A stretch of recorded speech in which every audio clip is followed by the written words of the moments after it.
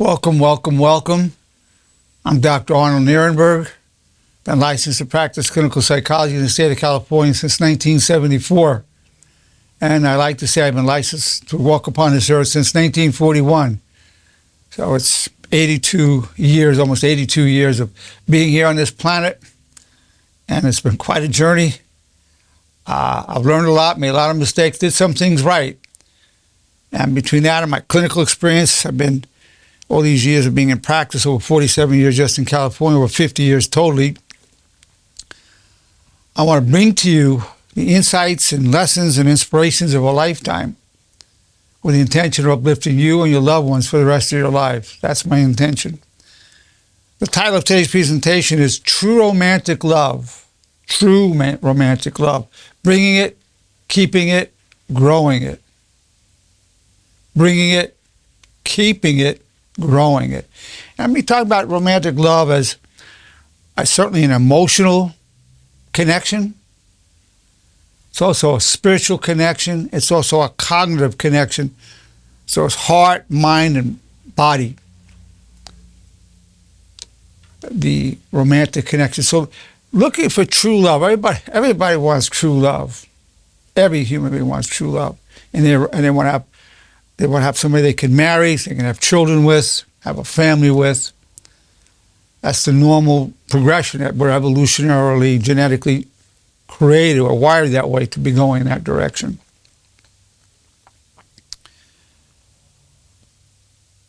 So there's a spiritual component, emotional, by cognitive, and the cognitive is really important.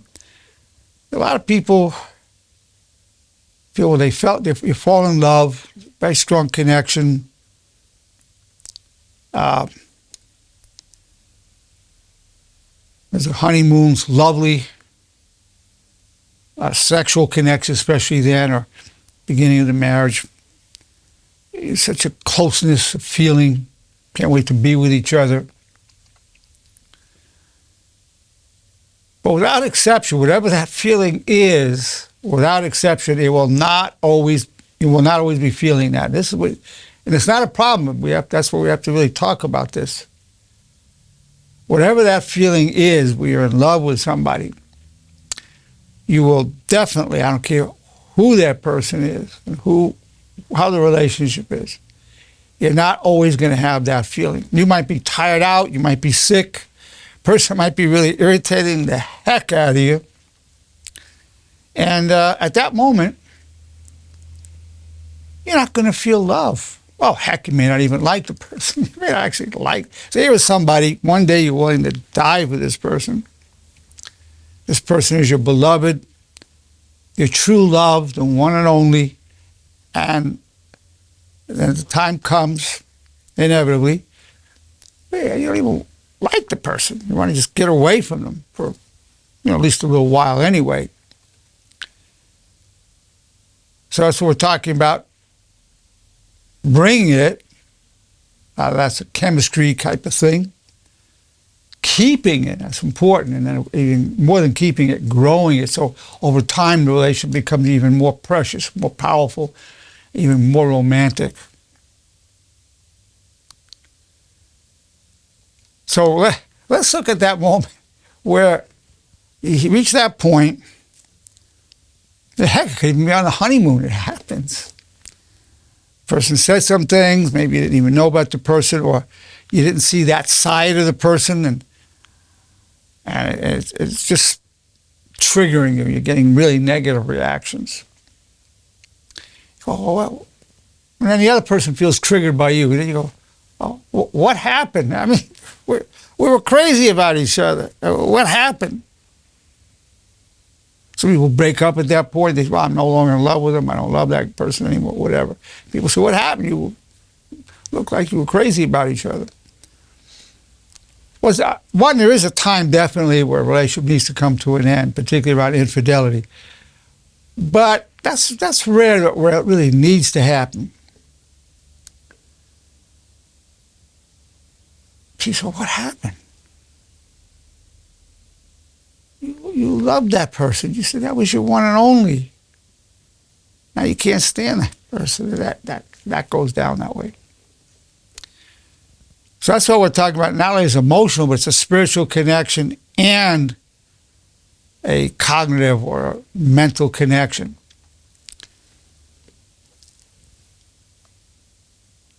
First, let me give you the good news. True romantic love and keeping and growing it is really possible. I'm here to tell you that because a lot of people feel so jaded in life, they don't even believe it's possible. You know, it's possible, but not with what you've read in the books. It's possible, but not like you've seen in the movies. You haven't been told the reality of this. No one's ever told you that you're not going to always feel love. You may really dislike that person, or you might feel just neutral. Again, not just because of that person. You might just be feeling sick, exhausted, overwhelmed in your life. You don't feel anything about anybody. What about those times? And you can be in a phase in your life where those times come often. What about those times? I'm telling you, you can navigate those times successfully. You can keep that romantic love alive. More importantly, you can keep it from killing it and destroying it. That's important, without learning how not to make it worse. Learning how not to make that romantic relationship worse. I'm talking to you about how that's done. The secrets of that. Firstly, of course, the beginning, finding the right person. To find the right person, you have to be the right person. To find the right person, you have to be the right person. We've all had relationships where we were with somebody that wasn't the right person. And if you really look at it, we weren't the right person for that person. It wasn't just that person, we weren't the right person. Okay, so in the person that you're with, that you fall in love with, and you have this romantic, true romantic, I'm calling it not just romantic relationship, romantic love, but true romantic love. So it's like a true love. To have a true love, it must be more than emotional, has to have the spiritual component, and has to have the mental, cognitive component. You gotta have all three.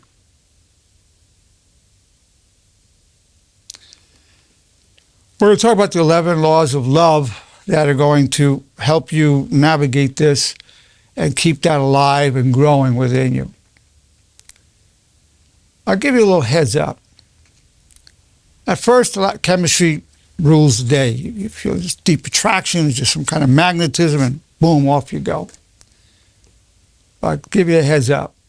At some point, love becomes a choice. At some point, love becomes a choice. And I'll explain that in a moment.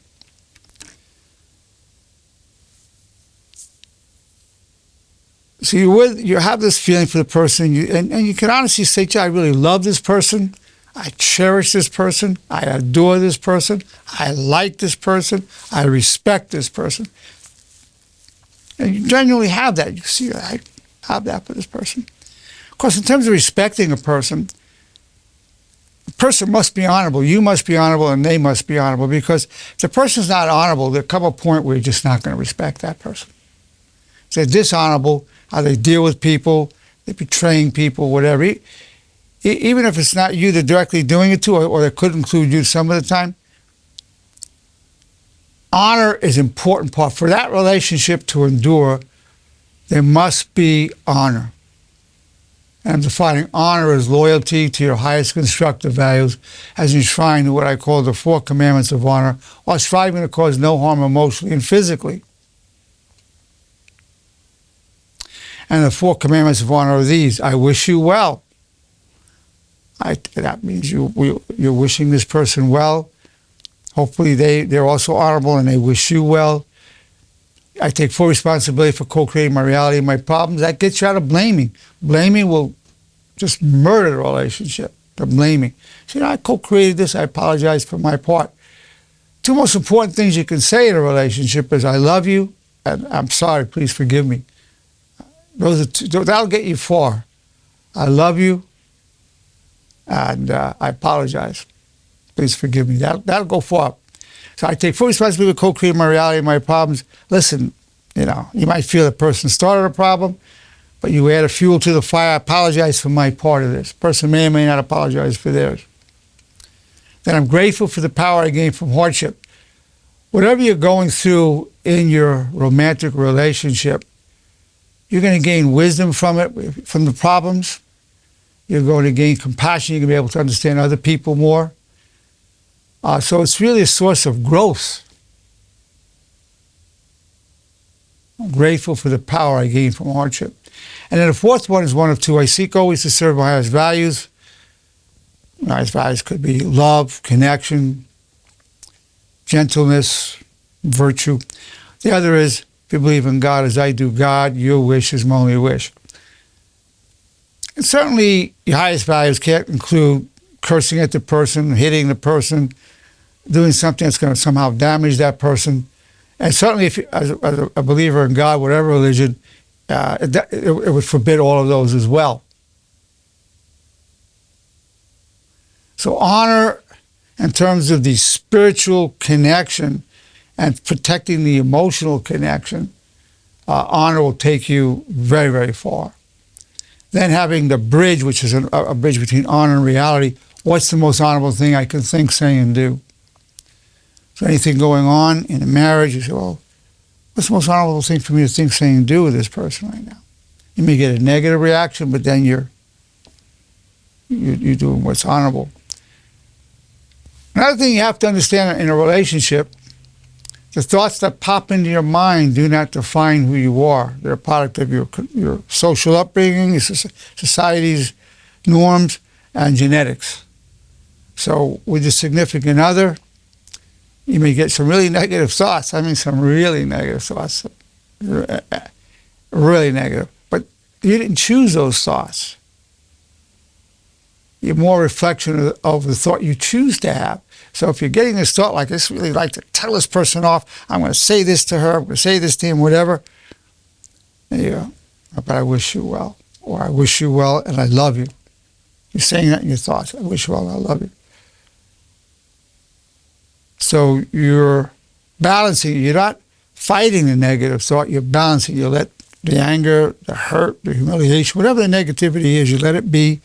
And then you balance it with, I wish you well, I love you. I'm going to give you some other thoughts, the 11 laws of love, to balance it. And you allow that constructive, positive, honorable thought to be. Now, in the short term, the negative is going to be more powerful. But as you keep doing that balancing, eventually those negative thoughts will come less and less often. That's the good news. See, here's one of the ways of keeping it and growing it. Keeping it also involves not destroying it.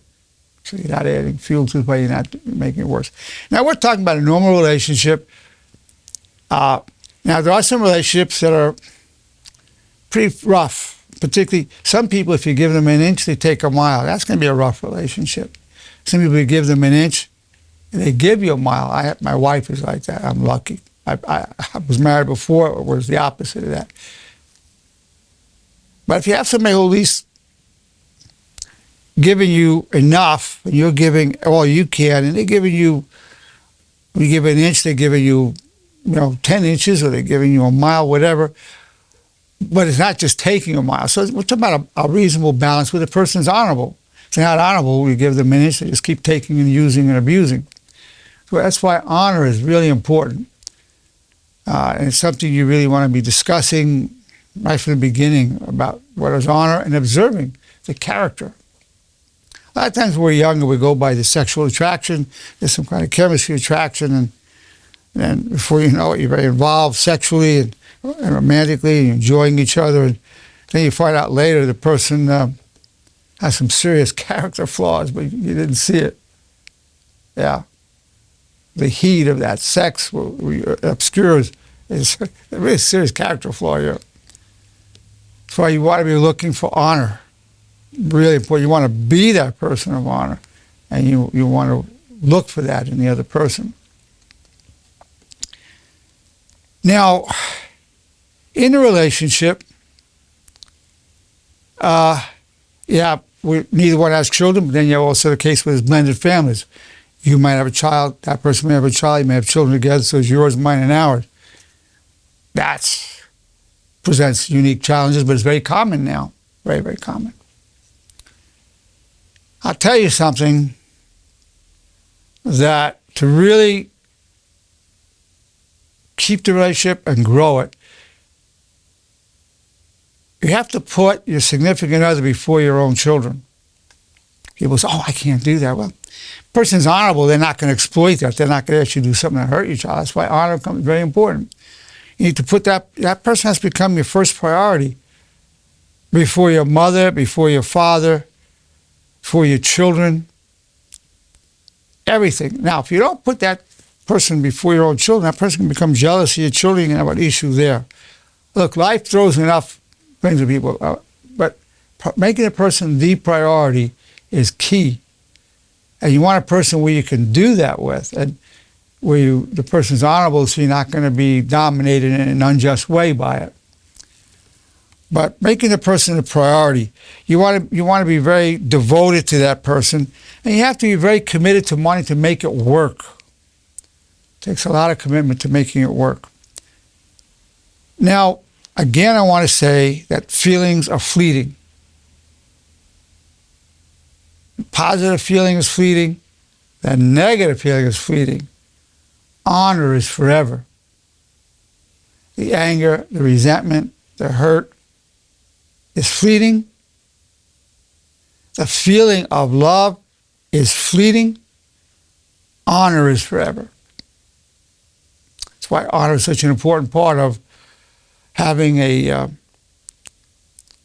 true romantic relationship that you keep and grow. And the longer you're together, the more you get to know that person. Some of the things you might see are going to be difficult for you. Some of the aspects are going to delight you. But as you get to know that person more and more, you're really loving that person for who they are. When you first get together, there's the unknowns. You love that person, but 10 years later, you know that person a lot better than when you first got together. And that will add to the love, because you know that person's vulnerabilities. Now, you have to then there's also another what I call a law of honor, which is I intend to respond much more to your vulnerability than your negativity. I intend to respond much more to your vulnerability than your negativity. Anytime anybody, let's talk right now about your significant other, is angry at you or becoming aloof and distant, it's because they feel vulnerable. They feel hurt, neglected, abandoned, disregarded, disrespected, inferior, jealous, overwhelmed. It's always underneath that. So we want the maximum that we can to respond to the vulnerability and not to the negativity. That'll take you far. It takes a while to understand where the vulnerability is. Then, of course, the same thing applies to you. I intend to respond much more to my vulnerability than my negativity. Your own negativity, beneath that is your vulnerability. So then it leads to respectfully real communication. Not real. You do not want to be real with anybody. You want to be respectfully real. Let me give you an example of what that looks like. Being real might be, you know what, I think you're a bitch. Should ever have married you. Just being honest, really, that's how I feel. In fact, I don't even know why I'm with you. Just being real. Do not be real. Be respectfully real. Respectfully might be like this. When you said what you did, it really hurt my feeling. I felt really humiliated because you said it in front of other people. Appreciate if you could apologize to me and tell me you understand and not going to do it again. I need that from you. Well, there's a chance that's a really good chance it creates a bridge or a connection. That's respectfully real communication. So respectfully real communication is the mode of communication for people who follow the way of honor.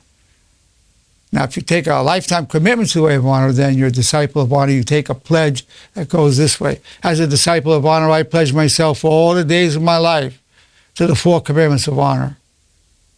and I'll teach them to those I love. I'll repeat them every morning, afternoon, and evening, and listen to myself recite them. Make that lifetime commitment to it. You have the 4 commandments of honor. You have the bridge. There's much more to the honor, way of honor, the demands of honor, the laws of honor. But that's going to take you far. And I gave you those 2 laws about vulnerability. Now I'm going to give you the 11 laws of love. But you have to, I'm going to tell you what they are, and you have to decide how much of those you actually feel for the person. This might not be genuine for you to be repeating this about your spouse. I say all of these about my wife because it's genuine. I love you. I adore you. I admire you. I appreciate you. I respect you. I cherish you. I'll do anything for you. Totally committed to you. I'll always be loyal to you. You're my first priority always.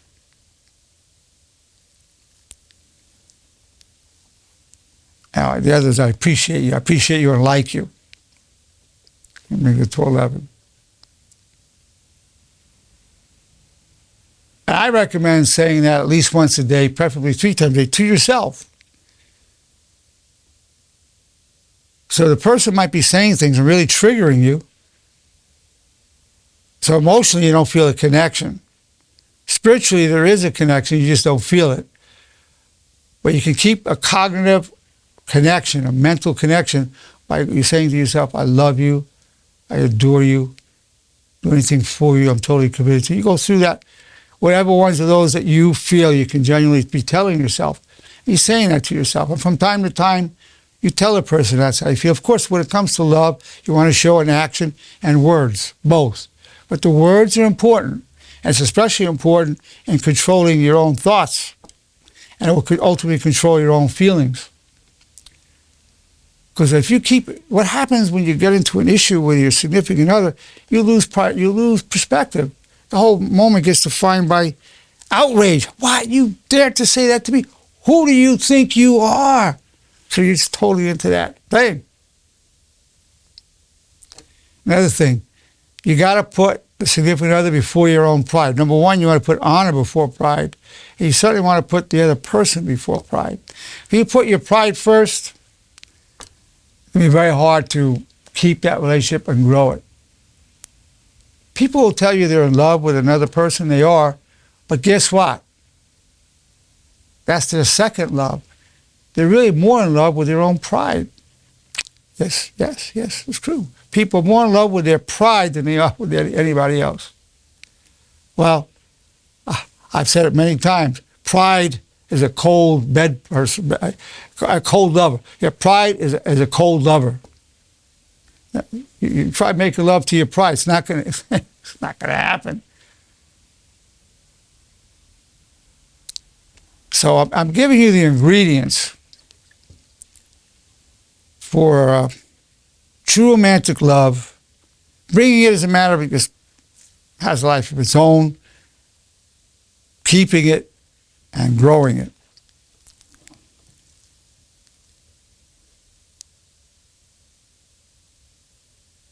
Unfortunately, in most relationships, people don't appreciate each other till they lose each other or almost lose each other. Same with life. People appreciate their lives more if they almost die. Oh, wow, I'm really grateful to be here. But you want to keep appreciating the person, expressing what you're grateful for, your appreciation, your love. Verbally is good. Action is even more important, but the verbal matters. So with that said, I'm going to open up for questions and comments. Let's see. Arturo, is there anything you want to ask or say? Well, Doctor, like about a week or so, or 2 weeks ago, when we had that meeting, this meeting, I mentioned to you guys that I got married at a late stage in life. I was 49, and I came to marriage with no experience whatsoever. And she had over 25 years of experience. And now that I'm learning the honor thing, to do, say, and think, or wish you well and all that, it's hard for me for a person that has no honor. How do you deal with a person that has no honor? Well, let me tell you, if the person doesn't have honor, it's just going to make it tougher. You know, again, if that's something in the early part of the relationship, you want to find somebody that you assess that they are honorable. But if it's something you came to later, the whole way of honor, you're already married or you're already in this relationship, it could be hard. I mean, it's just going to be difficult. It's just going to make it tougher. It could be done. You can still love that, but you have to decide which of those statements are true. I love you, I adore you, I cherish you, appreciate you, I respect you. Which of those are true, and you have to hold on to that. Short of infidelity, most times the split ups are not that justified, particularly in a marriage. I'm not saying it's never justified, it's just most of the time it's not. That's a tough one. If the person's not honorable, I can only tell you, that's why I'm highly recommending. But to find a person of honor, you have to be that person of honor. Then you'll attract that person, and you'll recognize honor when you see it, and you'll recognize dishonor when you see it. When I was younger, I wasn't consciously aware of that dimension, and I wasn't the right person, and I wasn't with the right person. My wife and I just had our 32nd anniversary. She is the right person. I'm the right person for her. No doubt in my mind. No doubt in my mind she's the right person for me. So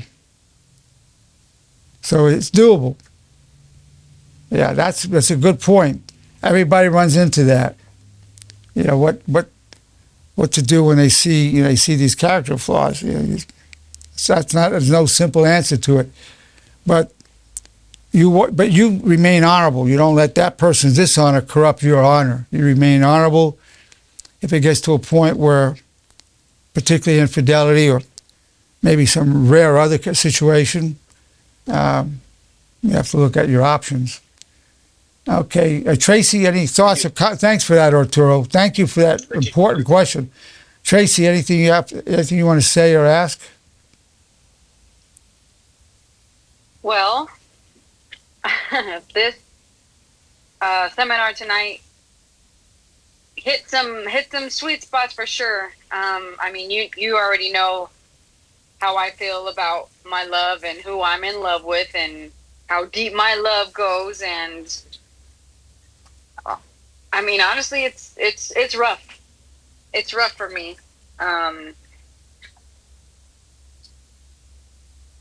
But all I can do is really wish the person well. I mean, that's all I can really do. And I mean, I really don't know what else to say. I'm just more listening. Okay. Well, firstly, the word rough is a good word. And I think everybody here, everybody watching this, understands when Tracy says it can be very rough. That's why I'm giving this, because I know how rough it is for people. I know that. So I think that's the common experience. There's this tremendous connection, and then other things emerge, and it gets rough. And that's where the way of honor comes in, the 11 laws of love. Thanks for that input, Tracy, because that's totally right on. It can get rough. Yeah, Kimberly, anything you want to ask or say? Yeah, so you know how when you were saying that pride really gets in the way? Well, it's something that has always gotten in the way of my relationships. Because I feel like I'm a very, very prideful person. And I don't know, when you were talking about that, it just kind of reminded me of just everything that I've been through with all my past relationships. And I feel like one thing that led me to understand more what's going on is I feel like I just need to be in myself and in a relationship and not kind of like just change, because I feel like I kind of give myself too much to other people, and I end up just having a lot of anger, and pride just kind of kicks in like full force. Well, you're a very, very loving person. You have a beautiful, warm heart. You have the right to be who you truly are, as long as the expression of your true self is done in a respectful, real manner. You have the right to be who you truly are, as long as the expression of your true self is in a respectfully real manner. A person might feel they've got a nasty side, whatever. Well, if you feel deep down you're a nasty person, don't put that on the other person. You want to be respectfully real. You have to find a way to do it. Typically, it involves expressing vulnerability. Typically, that's it. And that's where pride gets in the way. You don't want to say, hey, I need you. I feel hurt. I feel humiliated. I need an apology. People don't want to, I feel jealous. I feel insecure when you're around this person. The person's so good looking. People don't want to say that, but that's pride and ego. You really have to go where honor goes before pride, and your significant other comes before your pride. So that's the direction. You're getting there. You're going in that direction, Kimberly. I see that in you. Yeah, I'm trying. I mean, when I say about change, I feel like I compromise way too much in relationships. And I feel like sometimes I'm not 100%, 100% like myself. I feel like I just end up changing to just please other people, or just be like, oh, like they want me to be this way and I should be, and I shouldn't. You know what I mean? Because well, let me comment on that. There's times where you want to just use a lot of compromise going. By the way, Bob Marley said something that I thought was really good. Bob Marley from reggae, the big guy in reggae, he said, you're going to suffer in all relationships, but some relationships are worth suffering for. You're going to suffer in all relationships, but some relationships are worth suffering for. So, changing yourself, as long as you feel that changing yourself, it's not a bad thing. That changes if you're going in a more honorable direction. That's good. If you're changing yourself in a way that's taking you away from that direction, then changing yourself is not a good idea. But as long as you change yourself, you become even more honorable, then that's fine. It's great. Yeah, you could do that. Very true. But what was that you just said? I actually really like that. Oh, I wish I had said it myself. Bob Marley said, you're going to suffer in any relationship, but only some relationships are worth suffering for. I like that. Listen, you never see me quote anybody. Quoting it. I was really impressed with that. You know what, was something I'm definitely going to keep in mind, because you're right. Sometimes you're just in love that you just end up doing stuff that you don't really think you're doing until you get out of that relationship. You're like, what was I thinking? Why did I do that? But you were in love. It's not like you can, Yeah, and if you're changing, you're modifying it, and it's honorable what you're doing, that's good. If it's not honorable, let's say the person is an alcoholic and they want you to drink with them, so you change yourself so you drink and you become an alcoholic too. Well, that might help the relationship, or looks like it is because you become drinking buddies, but that's not an honorable direction. So that would be a compromise you wouldn't want to do. On the other hand, you both might have drinking problems, and you're more committed to the way of honor, and you give up the drinking, and the person's upset. Hey, you're not even having a drink with anymore. You're not having fun anymore. Well, that changed. You were more honorable. That person's not handling it, but that has to go wherever it's going to go. But you're not going back to drinking to appease this person. So some of the compromises in how you are good, and that's what you have to decide. Is this an honorable? Is this making me more honorable? Well, that's a good change. Yeah. Yeah. Good points, Kimberly. Okay, well, thank you so much for that, though. Yeah, no, these are good points. Yeah. Who else would like to say something or ask something? Hi, Dr. Nerenberg. It's Christy. Oh, hi, Christy. How are you? Okay. So tell me your thoughts and your feelings about what's being said. I was actually I had that quote by Bob Marley, and I was actually thinking about it the other day. Is that right? Oh my gosh. I'm going to send it to you because I've been thinking about it. So it's so funny that you brought it up on the call. But I think one of the things that you shared is it's important to kind of put your ego and your pride aside and, address the person that you are with words of encouragement. So often, especially in my case, I've just unloaded so much. It's just like, oh my gosh, I've had such a crappy day, or this is what's going on. And it was like I was stuck in this loop, and it just became this source of negativity. Well, let me give you a way to deal with that. You know, you might have things that you really want your partner to respond to and hear. You don't want to carry it by yourself. It's okay to say, this happened, and it's negative. But then you go, but you know what? I intend to come back much stronger than ever, which is a derivative of one of the commandments of honor. I intend to come back much stronger than ever, and it's going to make me stronger. So if you end it with that note, it's not like, oh, you're just weighing a person down. It's like, but I intend to come back much stronger. So I've had this problem, blah, blah, blah, blah, blah. But you know what? I intend to come back much stronger than ever. And this is going to make me stronger. So I'm grateful for the power I'm going to gain from this. Now, to the extent you're well versed in the commandments of honor and the laws of honor and the derivatives, you're ready to go with that because you're saying it 3 times a day. So it's okay to go negative about it as long as you end it with, hey, I'm going through this, but I intend to go back much stronger than ever. Then it adds dignity, and it lightens it up for the other person a lot. And you become an inspiration to the other person. Absolutely. So then that transforms. Yeah. You're still giving the negative stuff, but you're ending it with that. Big difference. Yeah. And I think, you know, being in a relationship, where, I have this person that affects me so deeply. And when I say, affects me so deeply, like when he's hurting, Yeah, I know what he means to you. Believe me, I remember exactly things you've told me. I know what he means to you and how much you deeply love him and how grateful you are to have him in your life. I know that. And that's going to take you past so many things. And he knows that. So he's feeling that kind of love that you have for him. That's going to help a lot. And the things that I'm telling you now are going to help you even more to strengthen that connection even more. Absolutely. Yeah, I think it helps, having somebody that went through the program themselves, and I happen to be going through it now as well. So I think that strengthens us. Yeah. To be such a united front. He knows the program very well, very well. Yeah, Chrissy, good. Yeah.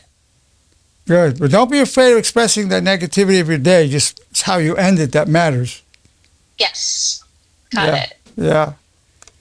Anybody else here that would like to ask a question or make a statement? Hi, this is Bernice. Oh, hi, Bernice. Hi. Still recovering, but I'm feeling better. Good. But I just wanted to say, Arturo, like right out the gates, with his question was really good, and was something that I was actually going to ask. And it's along the lines of like finding love and, kind of trying to discern whether or not that person is honorable.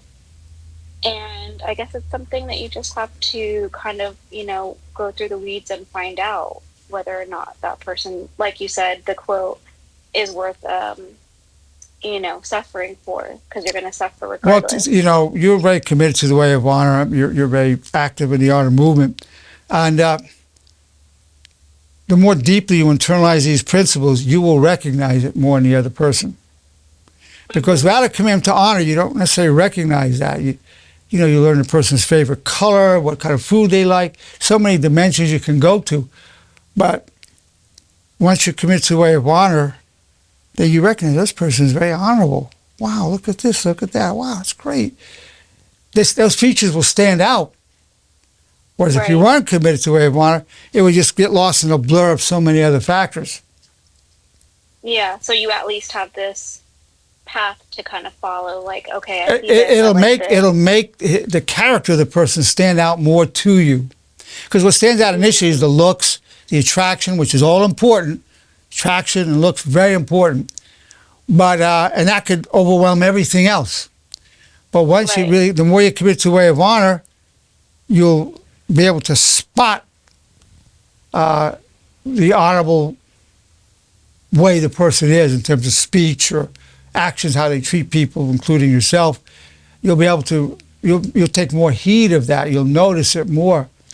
It will fine tune it'll fine tune what you look for, what pops into your perception.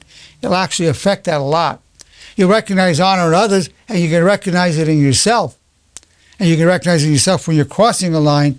You get to recognize dishonor in yourself, but also the significant other. You say, "Why? Wait a minute." You'll recognize that dishonor. Doesn't mean you're rejecting that person, but you note it. So too much of that, then you realize that's not a good candidate for you. But by following it yourself, that's what I'm saying. To find the right person, you have to be the right person. Because when you're the right person, you will recognize the right attributes. You go beyond it, sexual attraction, looks, personality. Person can be very personable, most likable person, good looking, personable, but without a noble character, without following the way of honor, that person could be the biggest manipulator, exploiter in the world. They can use that good looks and likability to just manipulate people for his or her own selfish ends. That's why that's really key. Now you have this knowledge, you'll be able to use that. Most of us, when we were young, it didn't even occur to me. Not at all. Yeah. So you're saying be honorable so you can recognize honor.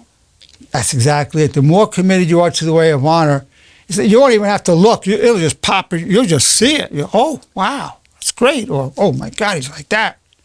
You'll see it. Right. Mm-hmm. You don't even have to go looking. It'll pop out to you.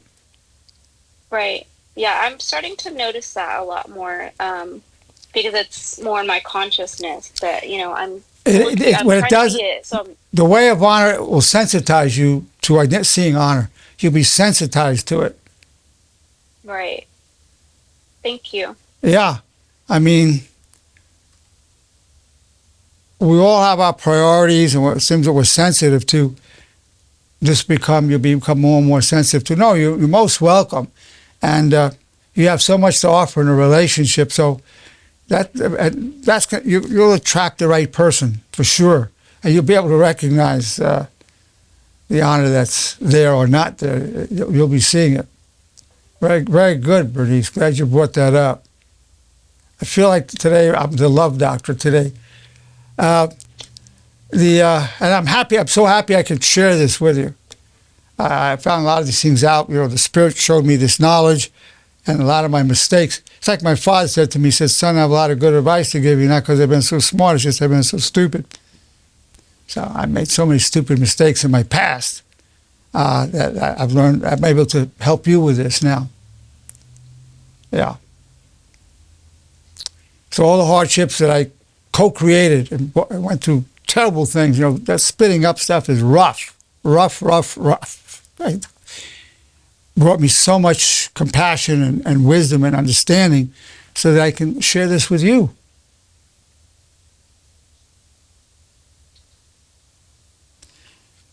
Anybody else have anything you want to ask or say before we end? Oh no, just real quick. It was a great topic. I really enjoy your the meeting and thank you very much for inviting me. Oh, I'm really glad you're here, Arturo. Very much so. So it was my pleasure to present True Romantic Love, bringing it, keeping it, growing it. Thank you.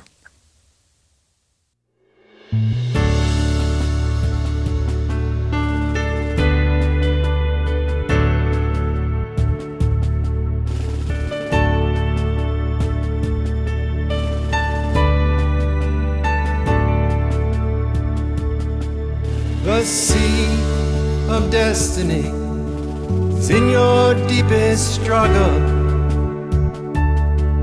God's will and mine be one, and I wish you well. You are co-creator, respectfully real. There's a way in the valley that turns weakness to steel. We're known through all eternity. From strife we gain power, clothed in grace disciples of honor. All the days of our lives refuse the way of shame. We wish nobody harm, have no one to blame.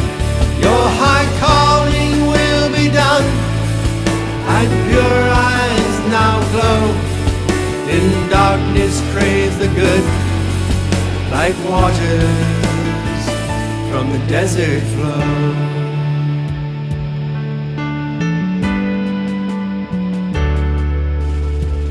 I pledge my love all the days of my life. I pledge my soul to all that is good.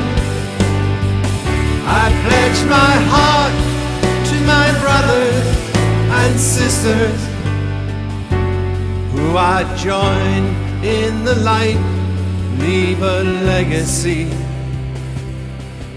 of honor.